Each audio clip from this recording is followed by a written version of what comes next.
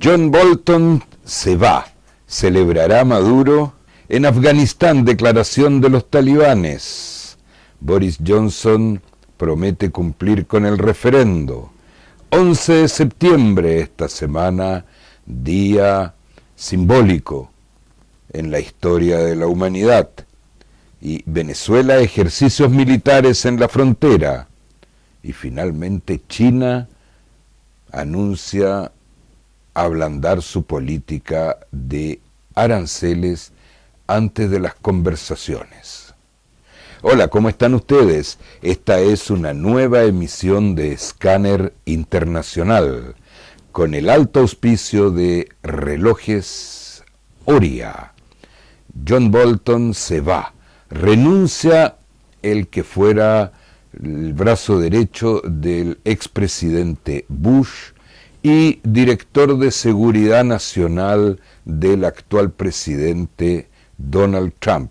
¿Y por qué renuncia? ¿Es posible eso? Sí, señores, es posible. Es de una línea en la seguridad nacional y en lo internacional mucho más dura. Donald Trump es un hombre de negocio, ya lo decíamos. Él busca a ganar y para ganar hay que negociar. Bolton es un hombre de línea dura. Con Irán, con China, nada. Con Venezuela hay que invadir Venezuela. No es la línea que ha seguido el presidente Donald Trump. Ha ido en negociaciones.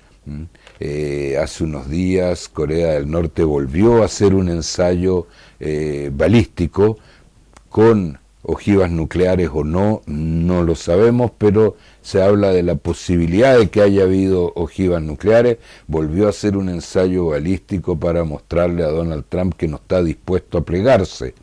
Entonces ya estamos hablando de próximas conversaciones.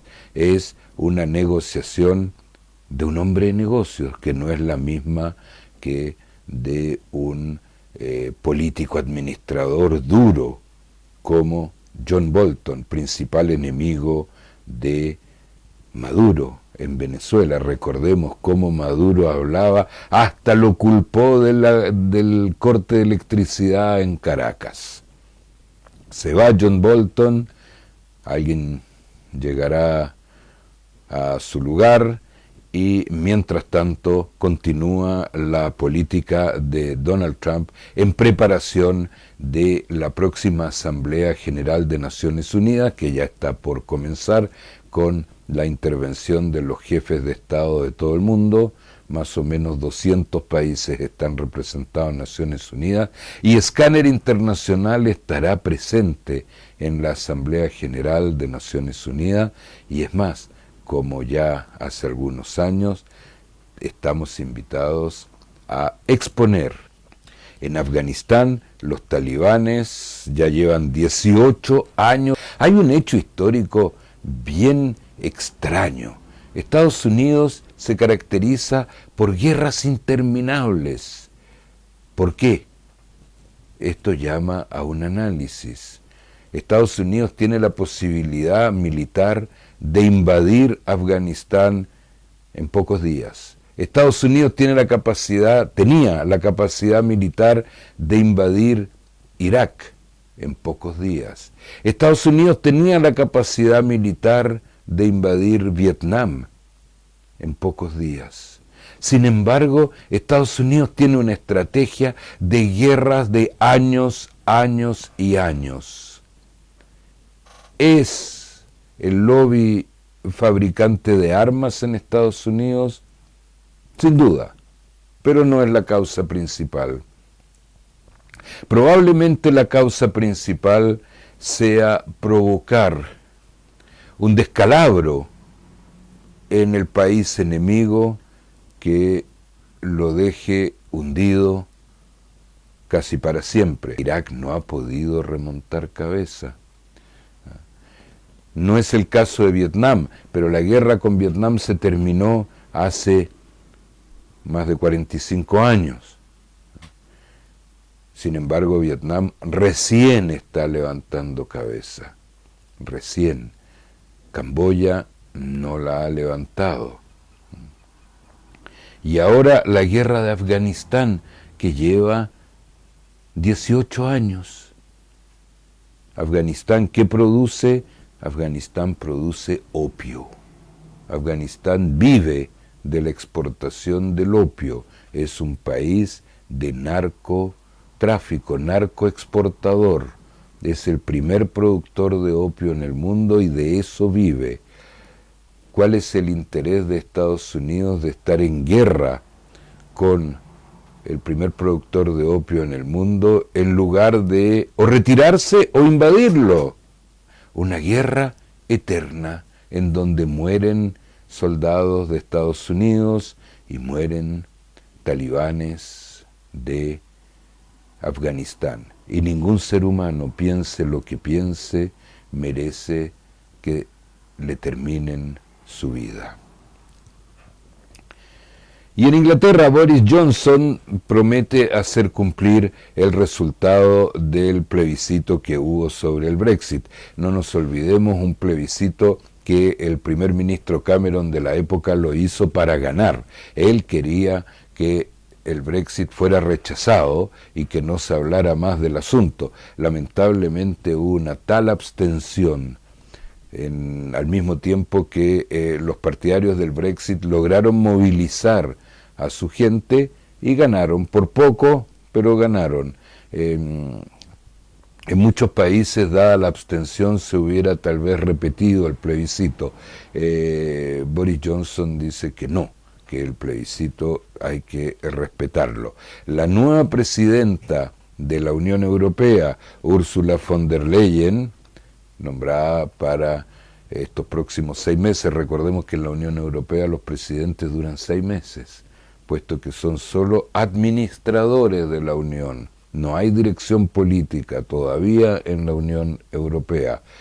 Y Ursula von der Leyen, la presidenta actual de la Unión Europea, anunció que la Unión no está dispuesta a retirar sus condiciones para que haya Brexit. Principales condiciones: el mantenimiento de los residentes, o sea, los ciudadanos europeos que viven en Inglaterra deben poder continuar haciéndolo, y el grave problema de la frontera entre Irlanda del Sur e Irlanda del Norte, que sin duda es el más complicado. Ahora, los empresarios del Reino Unido no quieren el Brexit, los empresarios viven de la Unión Europea.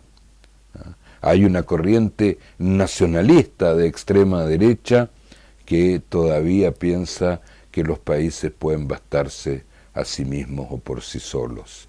Sin embargo, el empresariado del Reino Unido y gran parte de la ciudadanía que no fue a votar porque daban por hecho que el Brexit iba a perder, no quieren el Brexit, y los representantes del empresariado, o sea, el ala centro-derecha de los Tories, el Partido Conservador, están contra el Brexit porque son los representantes de las empresas, son los representantes de la clase económica pudiente, poderosa, de manera que se han unido con los laboristas para oponerse por todo medio al Brexit. Entonces Boris Johnson ha cerrado el Parlamento, pero antes de que se cierre el Parlamento votó una ley que le prohíbe el Brexit duro, o sea, sin negociar,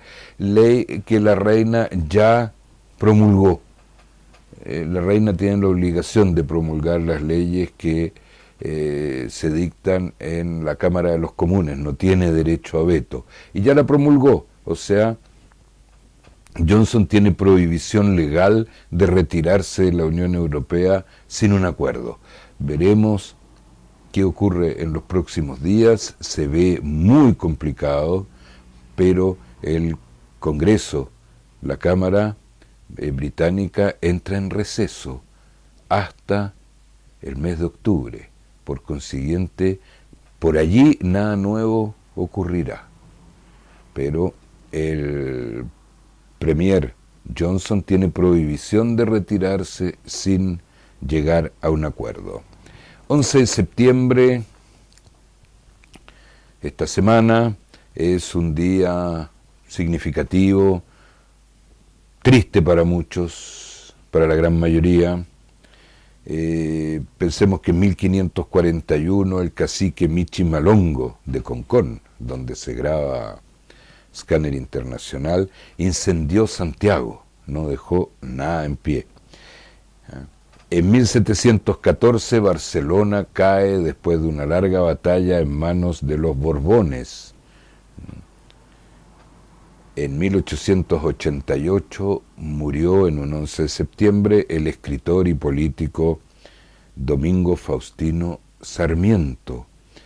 En 1973 hubo un golpe de Estado en Chile que derrocó al gobierno electo de Salvador Allende. Y en 2001 terroristas de Al Qaeda derribaron las torres del World Trade Center en Nueva York, dejando una cantidad de víctimas cercana a las 4.000 personas que fallecieron allí en esa explosión. De los dos últimos hechos, un punto común: el golpe de Estado en Chile o la dictadura que le sucedió dejó más o menos el mismo número de víctimas fatales que el atentado a las torres de Nueva York. Que en Nueva York fue en minutos, en Chile fue en años, 18 años. Pero según informes de Naciones Unidas, estamos hablando de cerca de 4.000 seres humanos que dejaron de existir en las torres y en Chile,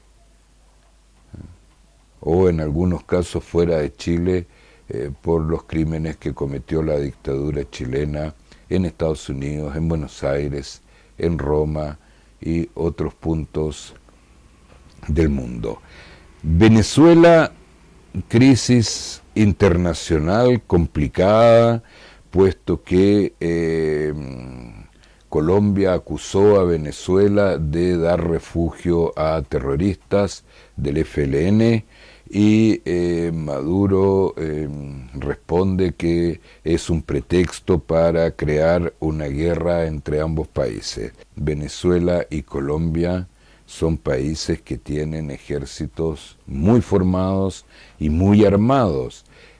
Digamos que el ejército colombiano nunca pudo vencer a la FARC al punto que hubo que negociar. Sin embargo, no es un ejército débil.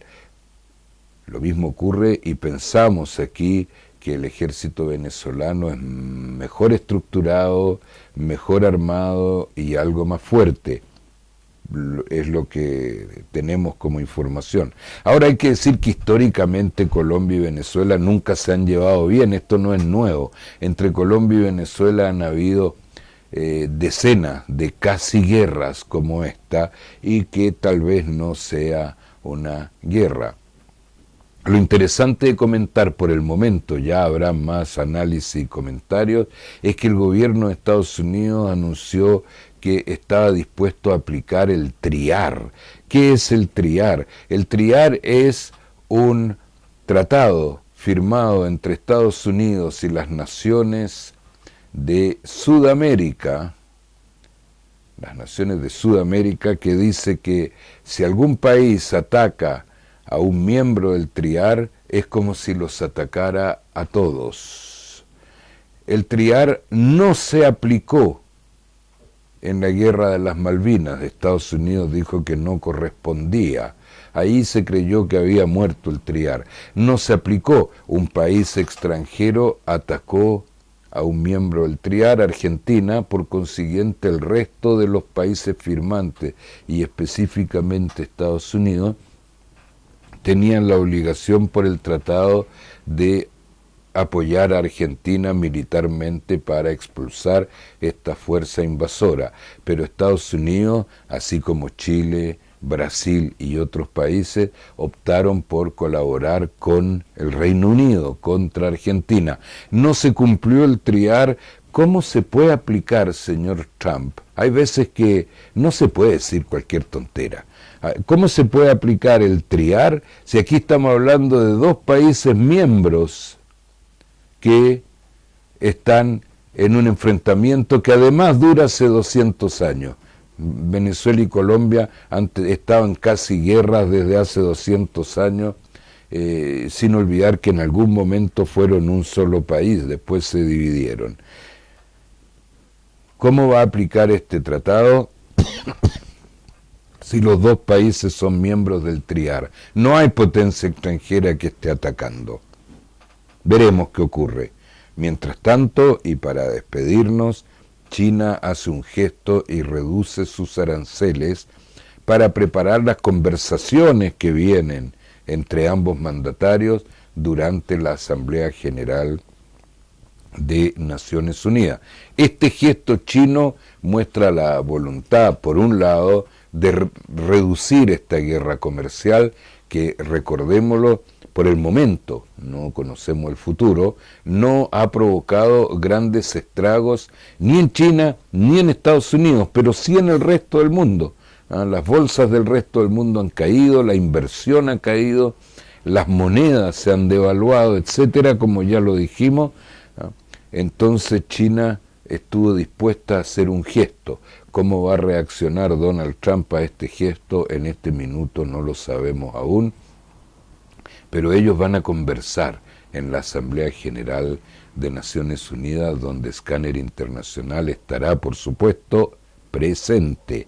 Y ya va a ser hora de despedirnos, salvo decir que apenas China redujo los aranceles, las bolsas y la inversión en el mundo entero inmediatamente comenzaron a repuntar. Veamos qué ocurre, porque ahora sí es hora de despedirnos. Que estén ustedes muy bien.